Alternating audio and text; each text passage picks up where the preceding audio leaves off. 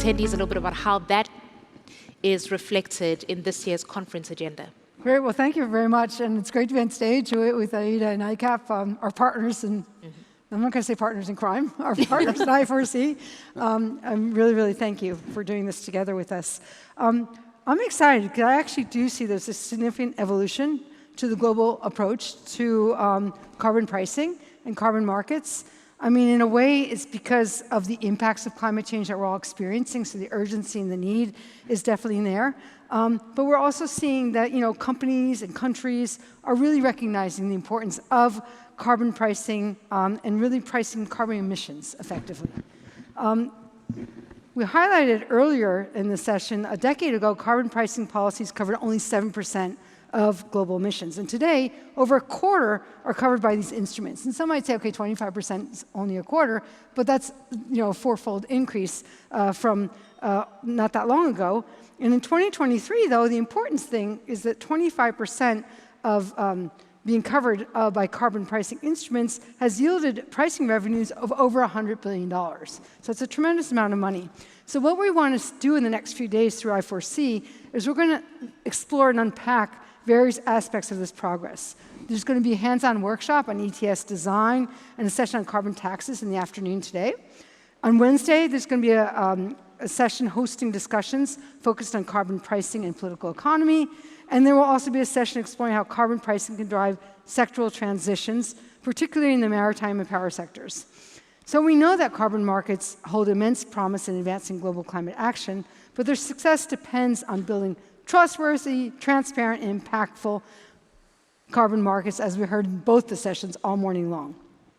So the World Bank is well positioned to build on its leadership in carbon markets and help to continue to work with everyone to continue to shape the global infrastructure and facilitate carbon finance flows to emerging and developing economies. So right after this session, we'll present the latest developments from our State and Trends of Carbon Pricing, the 2024 report.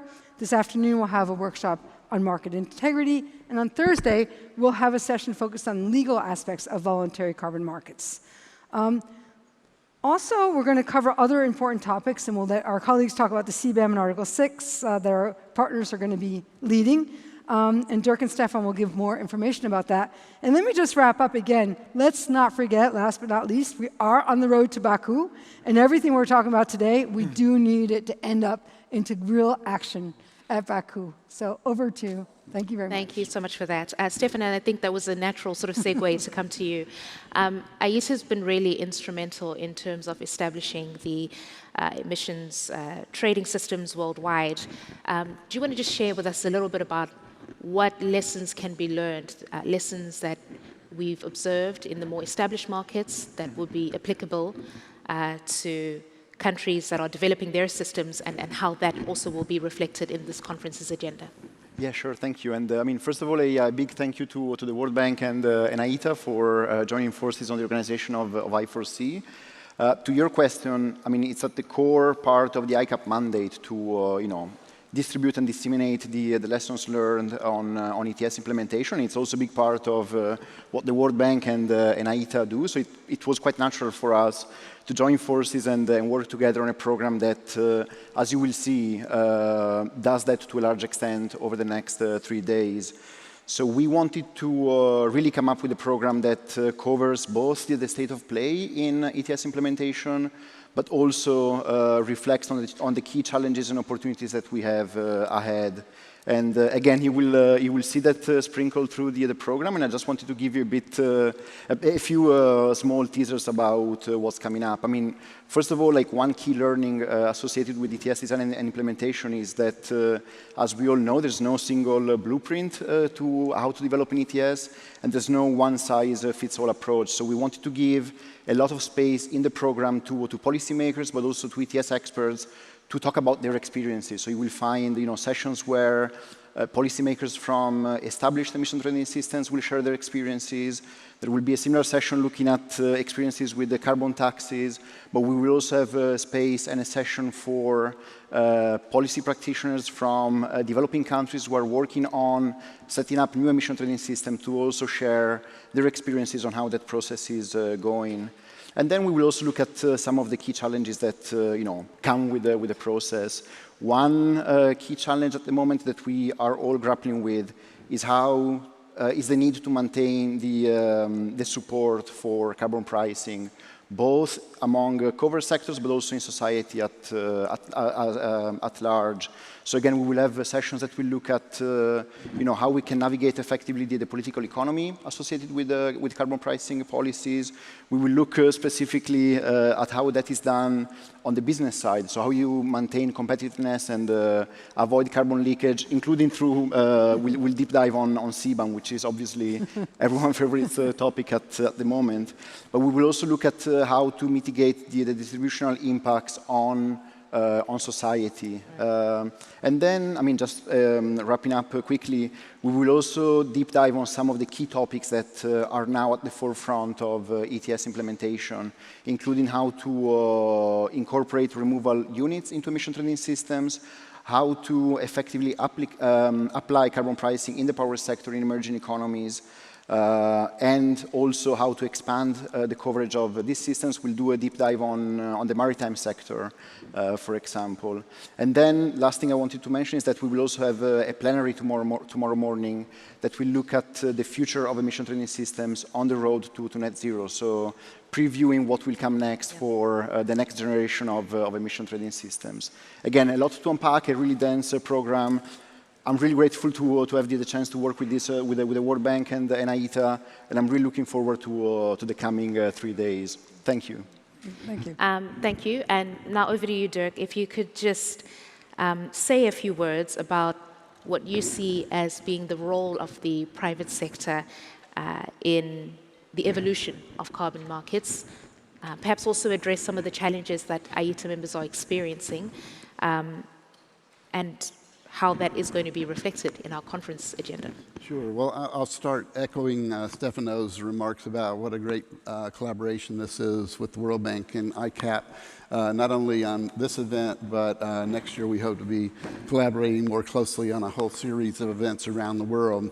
And I think it's basically, when you talk about carbon markets, it is a partnership between governments and business, in my view. And governments are there to put the infrastructure in place, to put the rules in place, and private sector is there to deliver the goods at the end of the day, to put the projects in the ground that actually achieve the transition. So right now, I think we're at a point of kind of an all-time high of compliance markets, and I'm glad Stefano walked through all of those, but I love that this program has compliance markets sprinkled throughout, because that's where the real action is. That's where the most stable rules are. That's where the trillions are going to be unlocked, is through the compliance markets. And the voluntary markets have always been a place of innovation, experimentation, and kind of showing the way so that compliance markets can use the tools that are being developed in the voluntary space. So I think we've been at a place where, for some reason, the press obsession with the tiny bit of voluntary, I think, has missed the point about what it is. It's like trying to create a world where markets, this will be the topic of one of the sessions soon, is this a hobby horse or is it a workhorse? And I think for AIDA members, it's a workhorse. Yeah. The markets we didn't go to all the trouble of supporting Article 6 in the Paris Agreement for it to be a little niche thing that a few guys do for reputation. No, this is about changing the world. So I think the sessions are going to draw a lot of this insight and experience of what's going on out there in the compliance world. There's some great sessions on kind of the innovations coming into voluntary markets. The end-to-end digitization effort is something that we've got infrastructure players in the room who are going to help to deliver that assure that these markets operate safely and securely. And I think one that, as I've traveled around, I'm sure the World Bank clientele is getting loads of questions about how carbon border adjustment mechanisms are going to play. Certainly in a recent tour that I did in Asia, that's a front and center. But to kick it all off, in a few minutes, there's going to be a session on looking at the numbers with some of the leading analysts that have been putting information forward in the State and Trends report. So that's a must-attend session. I'm trying to remember. Do you remember who's moderating it? Stefano, the one on State and Trends? It's me. It's him. It's me. So it's the next session. So it will be a not to be missed. But I do think it's really exciting time, and really delighted that this is like the key event that we all come together to look globally at what's going on. So I hope you feel as privileged as I do to be a part of it. So we're going to take stock of the whole globe over the course of the next 3 days. Well, absolutely. Thank you, guys.